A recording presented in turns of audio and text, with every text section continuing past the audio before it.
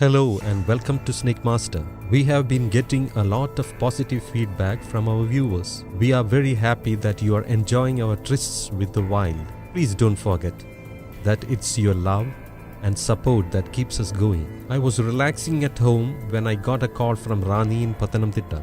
The call was from an officer in the Rani division, Mr. Gopi, who is also a good friend. They had found a rare guest and they were going to release him in the forest. I told him to keep it for just a little longer because our viewers have never had a chance to meet such a guest before, and I hurried here to catch him on our show. Our guest today is probably not what you are expecting. We may have heard of it, but I am sure none of us have seen it. It is the Indian pangolin, one of the most reclusive creatures of the wild, also perhaps the most hunted. We are lucky to have found this one because it's very difficult to see a pangolin. It's also called an anteater. We often read in newspapers about poaching and trafficking of the pangolins. The Indian pangolin is a critically endangered species. The Indian Forest Act forbids its trade. Keeping it as a pet is a punishable offense. It is a crime to kill a pangolin.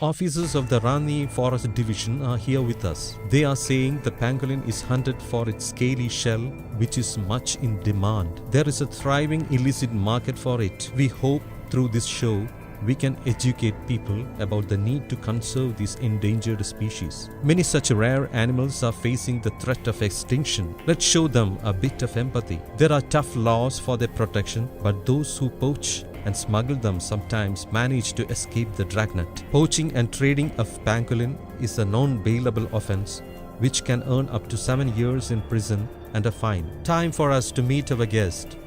We have him in our vehicle.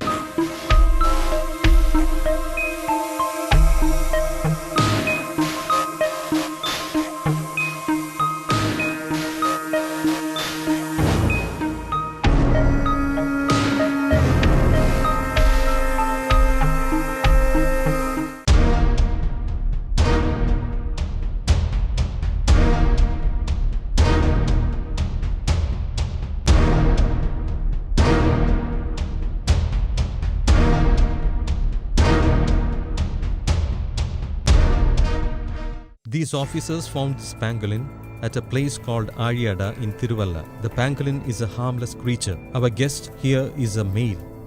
He's about 7 years old. As long as he is in their custody, these officers have to guard him 24/7. If he gets stolen or killed on their watch, they will be held accountable. They are going to unlock the cage and let him out so that our viewers can have a good look at him.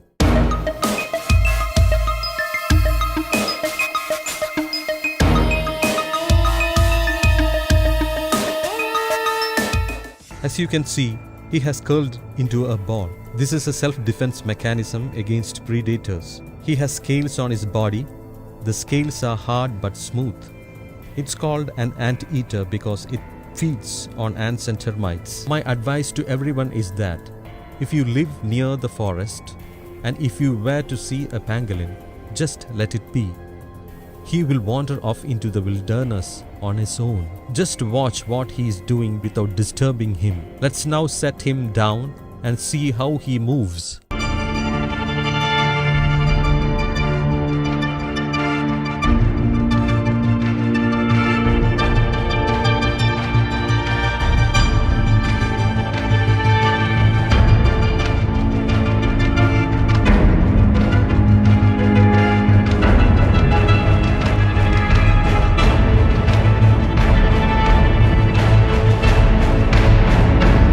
I am holding him by his tail.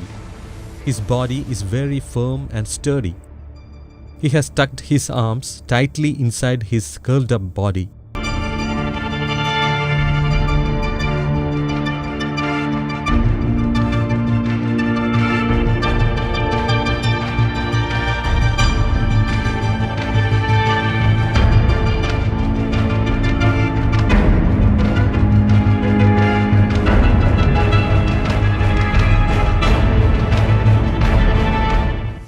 Predators such as tigers and leopards attack the pangolin.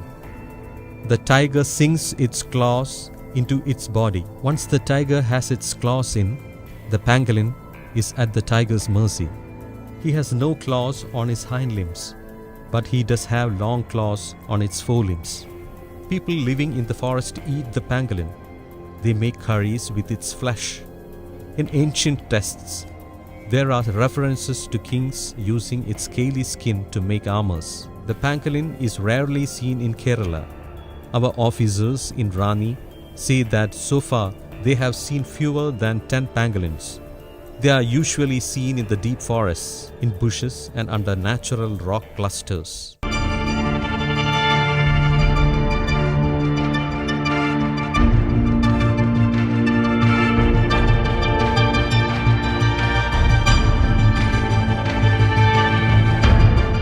Pangolin is a mammal that belongs to the Pholidota order. Its number are dwindling rapidly. They are found in the tropical regions of Africa and Asia. The name pangolin is derived from the Malay word penguling, which means something that rolls up. Its most striking feature are the hard plate-like keratin scales that cover its entire body. Keratin is the same protein that make up the nails and hair of animals and humans. These armored scales are a protective shell. The scales of baby pangolins are soft and delicate, but they become tougher as they mature. To escape from predators, the pangolin rolls up into a tight ball, burying its head under its tail. Its scales act as its armored shield. Pangolins have glands that emit strong, foul-smelling secretions. The limbs of pangolins are short and stubby, but they have strong, sharp claws. These claws help them to dig out and tear apart nests of ants and termite mounds and to climb trees. Pangolins are usually 30 to 100 centimeters long. Female pangolins are smaller. Pangolins have long tongues that reach up almost to their ribs. Their tongues are not attached to their hyoid bone, which makes it easier for them to catch insects. A fully mature pangolin can extend its tongue up to 40 centimeters. Pangolins have no teeth and therefore they cannot chew. A sticky saliva coats their tongue. This makes it easy for it to capture insects. The pangolin's gestation period is 120 to 180 days. African pangolins give birth to a single offspring at a time, while Asiatic species have up to 3 offsprings at a time.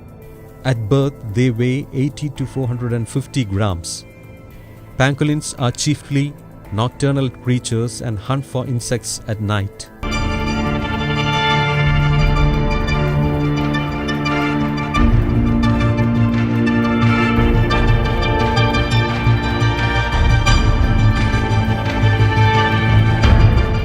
We can't leave him here. Let's take him into the woods and free him there.